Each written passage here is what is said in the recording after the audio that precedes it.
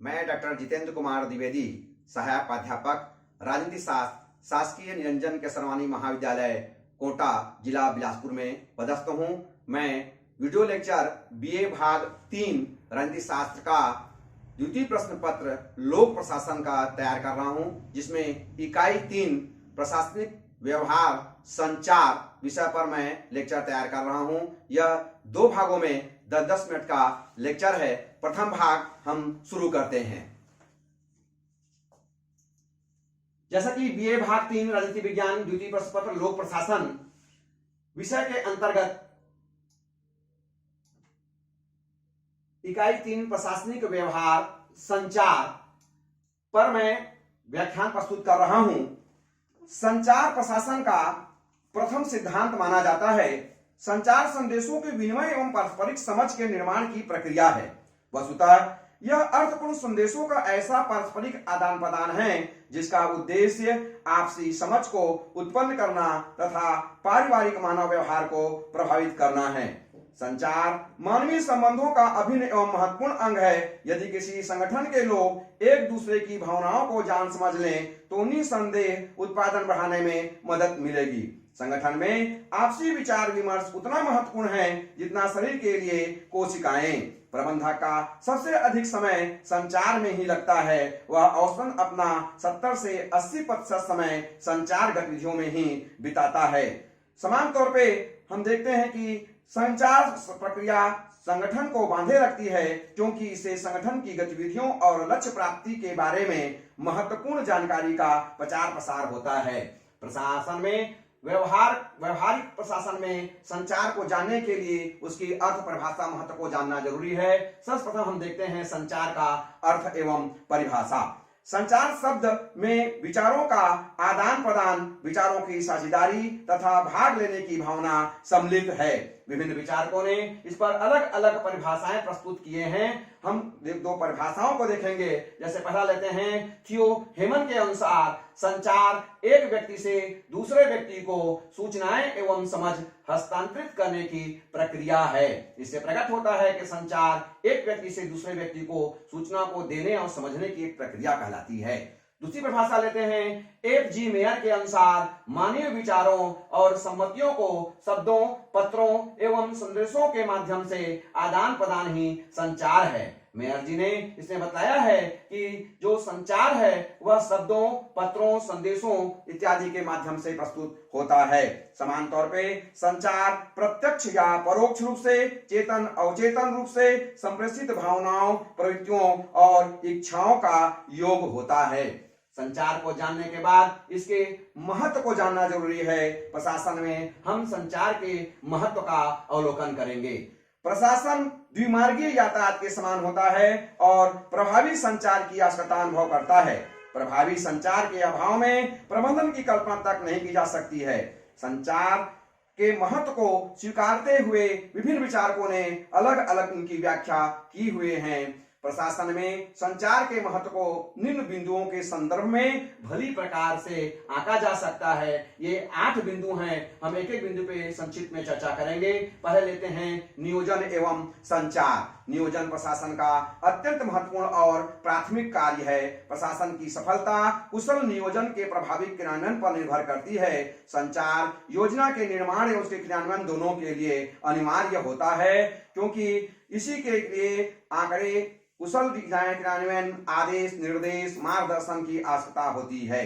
दूसरा महत्व है संगठन एवं संचार। प्रशासन का दूसरा प्रमुख कार्य संगठन है। अधिकार एवं दायित्वों का निर्धारण एवं प्रत्यायोजन करना, कर्मचारियों को उनके अवगत कराना संगठन के क्षेत्र में आते हैं। यह कार्य भी बिना संचार के अभाव में संपन्न नहीं हो सकता। तीसरा है उत्प्रेरण एवं संचार।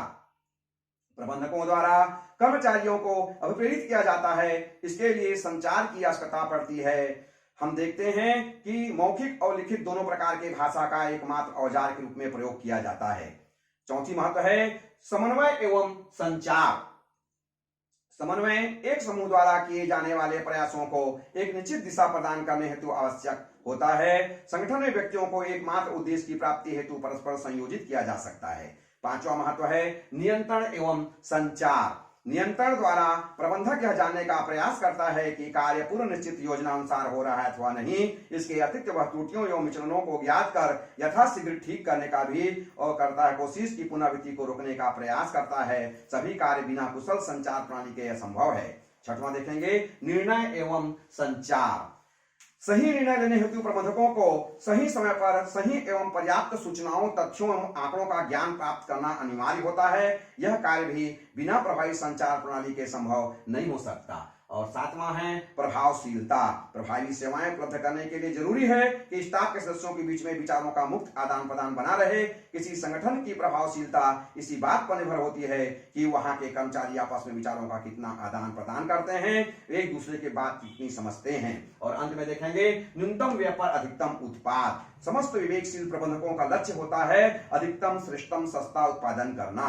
पुराने जमाने में छोटे पैमाने पर उत्पाद होता था, कर्ता ही पास होते थे, संचार की जरूरत नहीं पड़ती थी। आज बड़े पैमाने पर उद्योग होते हैं, दूर दूर अधिकारी कर्मचारी होते हैं, उनसे बिना संपर्क संचार किए बगैर में उत्पादन अच्छा नहीं हो सकता। अधिक उत्पादन के लिए संचार की आवश्यकता होती है। इस कार्य में संदेश वाहक भी सहायक होते हैं। अधिक से अधिक महत्वपूर्ण होना चाहिए। अब हम देखेंगे कि इस महत्व जानने के बाद में कि संचार प्रणाली बनती कैसे है।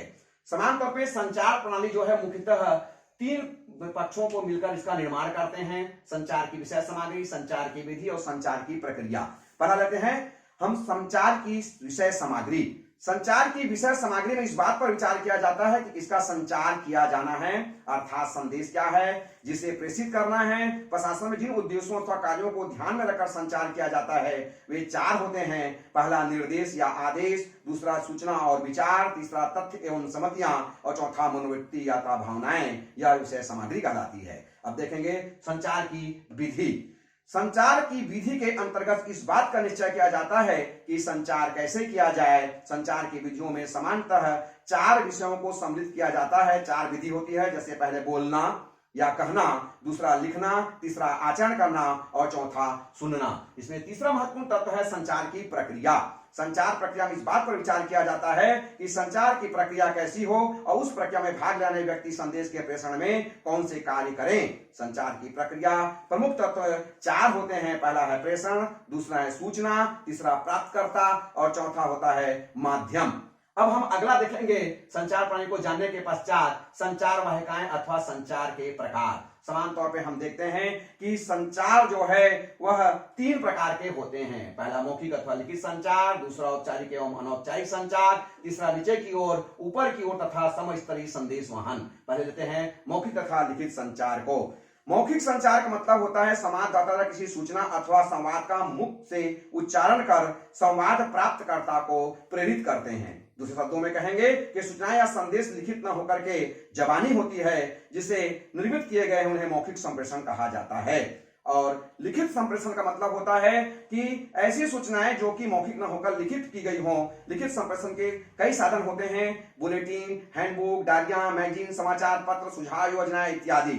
दोनों में ही इनके गुण और दोष पाए जाते हैं, लाभ हानियां होती हैं।